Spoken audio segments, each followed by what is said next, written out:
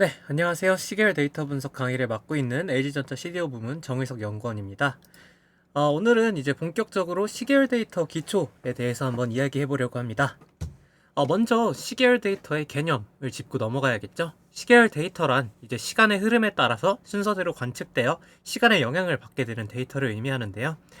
쉽게 말해서 시간의 흐름이란 저희가 말하는 뭐 연간, 그 다음에 월간, 그 다음에 주간, 일간 그런 흐름의 데이터들을 말하는 거고, 아래의 데이터 같은 경우는 이제 저희가 코스피 데이터를 한번 가져와 봤는데, 여기서 보는 것처럼 5년치 데이터를 뽑아오면 이렇게 5년치의 데이터를 볼 수 있고, 1년치 데이터를 보면 이렇게 1년치 데이터를 볼 수 있는 것처럼, 이렇게 시간의 흐름에 따라서 저희가 어떤 식으로 정의를 하고 어떻게 관측되느냐에 따라서 좀 다른 파형을 나타낼 수도 있고 해석하고자 하는 게 달라지는 그런 그래프다 라고 이해하시면 되고, 여기서 또 강조하고 싶은 게 시간의 흐름에 따라서 서로 간의 영향이 있기 때문에 시간 정보도 중요하다라는 점 강조하고 싶습니다.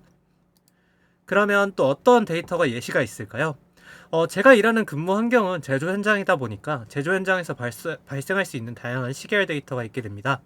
몇 가지 예를 들어보겠습니다. 품질 검사 결과 데이터가 있게 되는데, 보통 이제 제품의 불량률이나 특정 품질 지표를 정기적으로 검사해서 기록한 데이터가 대표적으로 있겠고요. 그 다음에 에너지 사용량 데이터가 있게 되는데, 뭐 전력, 가스, 물 등의 에너지 사용량을 이제 정기적으로 이제 기록한 데이터가 되겠습니다.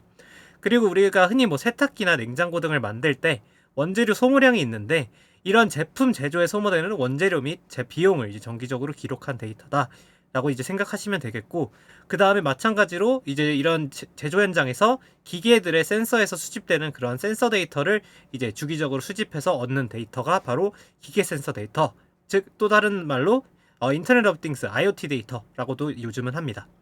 그리고 이제 제품 생산, 물류 또는 판매 데이터가 있게 되는데, 이거는 뭐냐면 생산된 제품과 출하된 제품의 수량과 그 다음에 거래가 이루어질 때마다 이제 이를 기록한 데이터다라고 이해를 하시면 될 것 같습니다. 여기서 이제 여러분들이 이런 데이터에 어떤 특징이 있나라고 한번 보시게 되면, 바로 이 정기적으로 뭔가 시간순에 대해서 우리가 어떤 특정한 주기를 갖고 이제 기록한 데이터다라는 특징을 볼 수 있는데요. 바로 앞에서 얘기했던 것처럼 이는 바로 시간과 관련된 데이터다라는 점이 바로 이 시계열 데이터가 갖고 있는 특징이다라고 이해하시면 되겠습니다.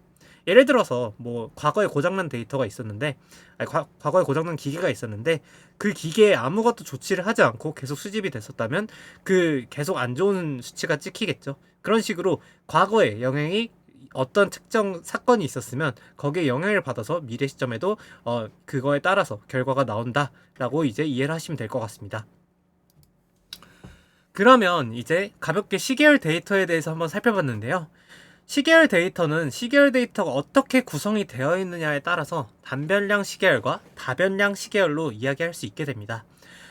왜 이렇게 쉬운 것도 이야기하냐라고 의문점을 가지시는 분도 있겠지만, 이런 단어가 생소하지 않은 분들도 계실 수 있기 때문에 가볍게 짚고 넘어가도록 하겠습니다. 단변량 시계열은 뭐냐면 이제 시간에 기록되는 단일 변수의 연속적인 관측값을 의미하게 됩니다. 즉 우리가 뭐 흔히 머신러닝이나 딥러닝에서 x, y를 이야기하게 되는데, 이 y 하나만의 변수를 가지고 이제 기록하는 값이다 라고 이해를 하시면 되겠고요. 예를 들어서 우리가 주식 가격을 예측하고 싶을 때 그 주식 가격 자체만을 가지고 미래를 예측하는 거다 라고 이해를 하시면 되겠습니다. 뭐 또 온도 기록, 예를 들어서 뭐 요즘 온도가 점점 올라가고 있는 추세를 따르니까 뭐 미래도 올라갈 것이다, 약간 이런 식으로 이거 온도 기록도 예측할 수 있고, 매출 이 데이터가 이제 볼 때도 이제 요즘 매출이 또 올라가고 있으니까 올라갈 것이다, 약간 이런 식으로 이 하나의 변수만 가지고 예측하는 것을 이제 적용 사례라고 한번 예시를 가져와 봤고요. 이제 단변량 시계열의 중요성은 시간의 흐름에 따른 이제 패턴과 트렌드를 이해하는 데 매우 용이하다라는 점을 들 수 있겠습니다. 그리고 참고로 단변량 시계열 같은 경우는 영어로 Univariate Time Series라고도 합니다. 그 다음에 다변량 시계열은, 아까 이게 유니베리어트였으니까 다변량은 멀티베리어트 시계열이라고 하는데요. 정의를 살펴보도록 하겠습니다. 다변량 시계열은 시간에 따라 기록되는 둘 이상의 상호 연관된 변수의 연속적인 관측값을 의미하게 됩니다. 당연히 이제 같은 시간에 기록된 둘 이상의 변수의 시간 내 정보들은 이제 상호 연관된 변수일 확률이 높겠죠. 물론 센서 값들이 상호 연관되지 않을 수도 있긴 합니다. 하지만 이미 같은 시간에 기록됐다는 점에서 연관성이 어느 정도 있긴 하고요. 그리고 실질적으로 뭔가 뭐 얘가 올라가면 얘가 내려가든 아니면 얘가 올라가면 같이 올라가든 이런 식으로 상호 연관된 값이 있을 수도 있기 때문에 이런 것들을 같이 파악해 주는 것이 바로 다변량 시계열의 역할이다 라고 이해를 하시면 될 것 같습니다. 뭐 적용 사례로는 뭐 여기서 조금 더 응용된 사례로 뭐 주식 가격뿐만 아니라 이런 경제 지표를 보기 위해 뭐 주식 가격이든 아니면 뭐 세계 정세든 약간 이런 식으로 다양한 것들을 볼 수 있다라는 점으로 이제 가져왔고, 뭐 기후 모델 예를 들어서 뭐 우리가 내일 기후를 예측할 때 뭐 라니뇨 뭐 이런 것들처럼 그 주변에 뭐 구름이나 이런 습도 이런 것들을 다 확인을 해서 기후 모델을 활용한다든지 이런 식으로 또 이제 가져올 수 있다라는 의미로 한번 가져와 봤습니다. 그리고 이제 다변량 시계열의 중요성은 아까 정의를 얘기하면서 얘기하긴 했는데, 이제 이 중요성은 변수 간의 상호작용 및 영향력을 파악해서 우리가 앞에 단변량에서는 하나의 변수의 패턴과 트렌드만을 이해했다면, 이제 다변량은 이 하나에서 그치지 않고 여러 가지의 시계열들에 대한 이제 상호작용과 영향력을 함께 판단할 수 있다는 점이 특징이라고 짚을 수 있습니다. 다음은 이제 시계열을 분해를 할 수 있게 되는데요. 시계열 분해란 타임 시리즈 디컴포지션이라고 해서 이제 주로 아래 세 가지로 구분을 할 수 있게 됩니다. 바로 트렌드, 그 다음에 계절성, 그 다음에 잔차, 레지듀얼이라고 하는데요. 그림을 살펴보시면 조금 더 이해가 쉬울 수 있습니다. 다음 그림은 제가 뭐 구글 트렌드에서 아이스크림을 검색해서 나온 결과인데요. 보시면 뭐 이렇게 보시면 이게 무슨 트렌드지? 라고 이해를 못 하실 수도 있습니다. 하지만 이거를 이 세 가지 트렌드, 시즈널, 레지듀얼로 구분을 하게 되면 잘 눈에 직관적으로 보실 수 있는 것을 확인하실 수 있는데요. 트렌드 같은 경우는 보시면 어느 정도 증가를 했다가 감소하는 트렌드를 가지고 있는 것을 확인하실 수 있고, 시즈널 같은 경우는 아이스크림이니까 당연히 증가를 했다가 여름에 증가를 했다가 감소하고 있는 추세를 확인하실 수 있고, 그 다음에 레지듀얼 같은 경우는 이런 트렌드와 시즈널로 해소되지 않는 그러한 오차 값이라고 보시면 될 것 같습니다. 아까 앞에서 이 시계열 분해를 통해서 트렌드, 그 다음에 시즈널, 그 다음에 레귤러, 그러니까 그 레지듀얼을 했는데, 레지듀얼을 다른 말로 이레귤러, 랜덤, 우연 요소라고도 부르기도 합니다. 그래서 이제 각각의 시계열을 아까 분해해 봤는데, 이제 이를 각각 용어들을 한번 살펴보도록 하겠습니다. 시계열 구성 요소는 크게 추세 요소, 순환 요소, 계절 요소, 우연 요소 이렇게 네 가지로 구분을 할 수 있는데요. 다음과 같이 타임 시리즈가 있을 때 이렇게 이 타임 시리즈를 구분을 할 수 있게 됩니다. 이건 제가 그림을 못 찾아서 직접 그린 그림입니다. 네, 그러면 한번 살펴보도록 하죠. 먼저 추세 변동입니다. 추세 변동은 시계열 데이터에서 장기적으로 관측되는 일정한 방향의 움직임을 의미하게 되는데요. 이게 무슨 말이냐면 여기서 중요한 게 일단 장기적으로 관측된다는 게 매우 중요하고요. 또 추세란 경제, 기술, 인구 등의 변화에 따라서 발생하는 장기적인 변동을 나타냅니다. 장기적인이란 말을 계속하게 되는데 이게 무슨 뜻이냐면, 보시면 이 그래프가 제가 그린 거라고 했는데 여기 보시면 장기적으로 봤을 때 이게 쭉 올라가는 추세인 걸 확인하실 수 있습니다. 그래서 우리는 이게 트렌드가 증가하고 있는 트렌드다 라고 정의를 할 수 있고요. 그래서 뭐 예를 들어서 이 그래프가 뭐 서비스 가입자가 뭐 늘어나고 있는 그래프다, 아니 서비스 가입자 그래프다 라고 하면 해당 서비스는 뭐 꾸준히 증가하고 있는 추세를 가지고 있다 라고 이야기를 할 수 있겠죠. 그래서 우리는 이제 여기 타임 시리즈에서 트렌드를 빼면 다음과 같은 그래프가 나오게 되는데요. 그러면 다음을 살펴보도록 하겠습니다. 다음은 순환 변동인데요. 순환 변동은 시계열 데이터에서 일정한 주기를 갖고 이제 반복적으로 나타내는 변동을 의미하게 됩니다. 주기란 사이클을 말하게 되는데요. 순환 변동이란 이제 경제의 주기 아니면 뭐 계절성 이런 것 같은 것처럼 이제 뭐 중기적인 변동을 나타냅니다. 뭐 이제 경제가 호황 또는 불황을 반복하는 그러한 주기적인 변동을 나타내는데요.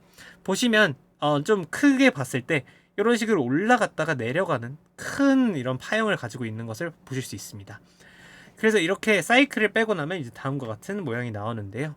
이게 바로 이제 순환 변동. 이게 주기인데 좀 아까는 장기였다면 얘는 장기보다는 조금 작고 그 다음에 작은 중기적인 변동이다 라고 이해를 하시면 되겠습니다.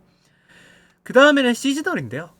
시즈널도 일종의 사이클이라고도 말할 수 있습니다. 하지만 시즈널은 사이클보다는 조금 더 이제 1년 내에 반복적으로 나타내는 변동을 의미하게 되는데요. 예를 들어서 시즈널 같은 경우 대표적인 게 바로 계절 변동이 있겠죠. 계절 변동은 이제 특정 계절이나 월에 따른 변동을 나타내는데, 아까도 제가 말했던 것처럼 여름철에는 아이스크림 판매량이 증가하거나 겨울철에는 감소하는 이런 추세들을 나타내게 됩니다. 아까 보시면 이 사이클 같은 경우는 조금 더 파형이 되게 완만하게 이렇게 그래프 전반에서 이렇게 한번 위로 올라갔다 내려가는 걸 보실 수 있는데, 시즈널 같은 경우는 이제 하나의 그래프에서도 여러 번 오르락 내리락 하는 것을 확인하실 수 있습니다. 그게 시즈널과 사이클의 차이다 라고 이해하시면 될 것 같고요. 그리고 보통 시즈널도 사이클의 일종이기 때문에 굳이 둘을 비교할 필요는 없지만, 조금 더 차등해서 이런 용어가 나온다면 이렇게 구분을 했구나 라고 이해를 하시면 될 것 같습니다. 그래서 이제 타임 시리즈에서 트렌드도 빼고 사이클도 빼고 시즈널도 빼게 되면 다음과 같은 그림이 나오게 됩니다. 이제 다음과 같은 그림이 나오면 제가 봐도 이거 무슨 트렌드지? 전혀 모르겠는데요. 이제 이를 그렇게 부르기 위해서 바로 불규칙 변동이라고 부르게 됩니다. 영어로도 랜덤 또는 이레귤러라고도 말하는데요. 이는 시계열 데이터에서 예측할 수 없는 무작위성 변동을 의미하게 됩니다. 즉 우연 변동은 예측이나 분석으로 설명하기 어려운 변동을 의미하게 되는데요. 아까 같은 경우 솔직히 이러한 데이터 파형을 가지고 있다면 저희는 이렇게 찍어서라도 예측을 할 수 있게 됩니다. 예를 들어서 이런 식으로 이렇게 했을 때 여기 올릴 거니까 대충 한 이 정도 되겠네 라고 예측을 하면 이 정도밖에 차이가 안 나죠. 그런 식으로 또 여기서도 이쯤에서 내려갈 쯤이니까 대충 한 이 정도 되겠다 이런 식으로 예측을 할 수 있게 되는데, 이렇게 이레귤러 데이터 같은 경우는 예측이 불가능하다라는 점이 특징이게 됩니다. 왜냐하면 저희는 예측할 수 있는 요소들을 지금 다 뺐기 때문이죠. 그래서 이제 주기를 타지 않는 제품의 생산량, 판매량, 그 다음에 금리, 이거는 맞을지 모르겠어요. 코인, 이런 것들이 있겠죠. 네, 넘어가도록 하겠습니다. 그래서 이제 시계열 데이터의 응용 파트로 넘어가게 되는데요. 시계열 데이터는 이런 식으로 아까 여러 가지 요소로 분해가 되면서 이제 다양한 분야에서 응용이 일어나게 됩니다. 시계열 데이터 분석은 이제 시간에 따라서 데이터의 변화를 이제 추적을 하게 되는데, 이제 이런 추적한 데이터를 통해서 미래를 예측하거나 패턴을 분류하고 이상을 탐지하는 강력한 도구로서 활용이 됩니다. 각각 이제 미래를 예측하고 패턴을 분류하고 이상을 탐지하는 태스크마다 이제 태스크명이 있는데, 미래를 예측하는 태스크는 타임 시리즈 포캐스팅이라는 태스크가 있고, 미래를 분류하는 태스크는 타임 시리즈 클래시피케이션, 그 다음에 이상을 탐지하는 태스크는 타임 시리즈 어노멀리 디텍션이라는 태스크가 정의가 되게 됩니다. 이제 산업계에서는 이러한 분석을 통해서 생산성을 상승시키고 품질 관리를 수행함으로써 이제 비용을 창출하게 됩니다.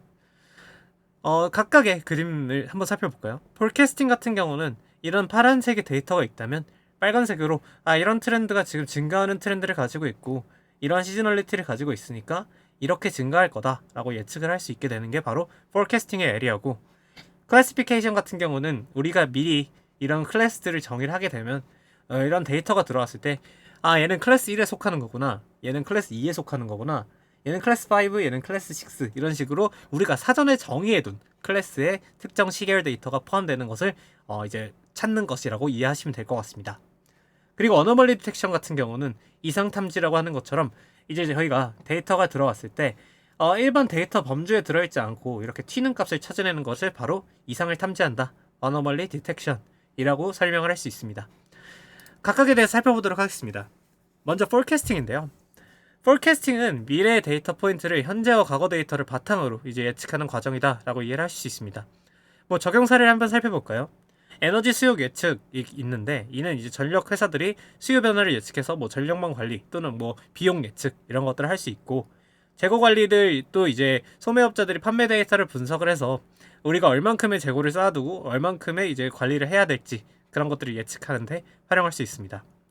그리고 금융시장 투자 분석 이런 것들이 있는데, 주식, 채권, 기타 금융상품의 가격 변동을 예측해서 투자 전략을 수립하는 데도 사용할 수 있습니다. 다음은 클래시피케이션인데요. 클래시피케이션 같은 경우는 시계열 데이터를 분석하여 특정 범주나 클래스에 할당하는 과정입니다. 예를 또 들자면 기계 상태 모니터링이라고 해서 제조업체가 기계 센서 데이터를 이렇게 수집된 값들을 가져와서 얘는 잠재 고장일 때는 이런 파형을 띠니까 얘는 이제 잠재 고장이다 아니면 뭐 얘는 뭐 정상이다 이런 식으로 정의를 해두면 사용할 수 있고요. 또 고객 세분화에서 고객이 만약에 이런 파형을 띠면 뭐 얘는 잠재 무슨 고객이다, 얘는 무슨 고객이다, 약간 이런 식으로 미리 사전에 정의를 해둘 수도 있습니다. 그리고 제가 생각하기에는 이런 의료 진단에서 가장 많이 사용을 하는 것 같은데, 건강 모니터링 시스템에서 이제 환자의 생체 신호를 통해서 이 환자가 건강하다 아니다를 살펴볼 수 있는데 많이 쓰인다라고 저는 생각하고 있습니다. 다음은 어노멀리 디텍션인데요. 어노멀리 디텍션은 이제 데이터에서 발생하는 비정상적인 패턴이나 이상 현상을 식별하는 과정입니다. 산업 사례로는 뭐 사이버 보안에서 네트워크 트래픽 데이터에서 이상 행동을 탐지해서 보안 침해를 식별하는 바로 뭐 로그 어노멀리 디텍션 같은 것들이 있고요. 그 다음에 이제 뭐 저희가 제조에서 많이 쓰는 생산 라인 이상 탐지라고 해서 제조업체가 이제 생산 중에 발생할 수 있는 결함이나 품질 문제를 조기에 발견하는 목적을 가지고 있는 생산 라인 이상 탐지가 있게 됩니다. 그리고 환경 모니터링이라고 해서 환경 데이터를 분석을 해서 오염 또는 기후 변화의 이상 징후를 감지하는 그런 태스크들이 있는데요. 솔직히 말해서 저희는 이런 포캐스팅과 어노멀리 디텍션을 현업에서 많이 사용하게 됩니다. 이는 다음과 같은 이유를 들 수 있는데요. 클래시피케이션 태스크, 여기 가려진 클래시피케이션 태스크 같은 경우는 명확한 분류 기준의 부재가 많이 있습니다. 그러니까 이 말은 무슨 말이냐면 이제 많은 이제 실제 문제에서 분류할 클래스가 명확하지 않아요. 왜냐하면 우리가 이런 데이터 파형을 보고 얘는 고장날 파형이다 이런 것들을 정확히 정의를 할 수가 없거든요. 그래서 제가 아까 의학에서는 사용을 많이 할 수도 있다는 게, 의학 같은 경우는 이제 좀 더 많이 인덱스로 공부가 되고 이런 파형이 뭐다라는 게 정확히 정의가 되어 있을 수도 있는데, 제조 같은 경우는 이런 케이스들이 많이 정립이 안 되어 있고, 그리고 뒤에서도 뭐 얘기할 거지만 데이터 라벨링이 솔직히 어렵습니다. 왜냐하면 수만 건, 그 다음에 뭐 수조건 정도로 엄청 많이 찍히는 경우도 많기 때문에 이런 라벨링 자체가 현실적으로 불가능하기 때문에 이런 식으로 분류가 조금 어렵다라는 점을 이 1번과 3번을 묶어서 이야기를 할 수 있고요. 그 다음에 적용 범위의 한계가 실제로 존재하게 됩니다. 예를 들어서 이상 탐지와 예측은 모든 시계열 데이터 적용 분야에서 가장 중요한 요소로 활용될 수 있습니다. 하지만 분류는 뭐 아까 말했다시피 어떤 우리가 목적이 있어서 그 클래스를 정의를 해놨을 때만 특정 문제에서만 적용이 될 수 있습니다. 뭐 또 예를 들어서 주가 예측이나 기후 변화 같은 이런 것들은 당연히 분류를 이런 걸 해서 뭐예요? 그러니까 주가 예측을 하는데 분류를 해서 뭐 이런 트렌드는 뭐 아마존 트렌드야 뭐 이런 걸 해서 솔직히 의미 없잖아요. 그리고 뭐 기후 변화도 이거는 뭐 라니뇨 트렌드야 이런 것도 할 필요 없고, 그래서 솔직히 이런 건 분류보다는 오를 거야, 뭐 비가 올 거야, 아니면 뭐 내릴 거야, 뭐 이런 식으로 예측이나 아니면 뭐 이거 되게 이상한 신호인데 약간 이런 식으로 이상을 탐지하는 게 훨씬 중요하다라는 점에서 영구적으로는 뭐 forecasting, classification, anomaly detection 다 많이 사용이 됩니다. 하지만 현업에서는 제가 개인적으로 지금 느끼기에는 forecasting이랑 anomaly detection이 많이 사용되고 있다라는 느낌을 요즘 세게 받고 있습니다. 네, 일단은 오늘은 이런 식으로 시계열 데이터의 기초에 대해서 다뤄봤는데요. 질문은 아래 댓글로 뭐 달아주시면 제가 보고 답글 달아드리도록 하겠습니다. 네, 이상 오늘 강의 마치도록 하겠습니다. 들어주셔서 감사합니다.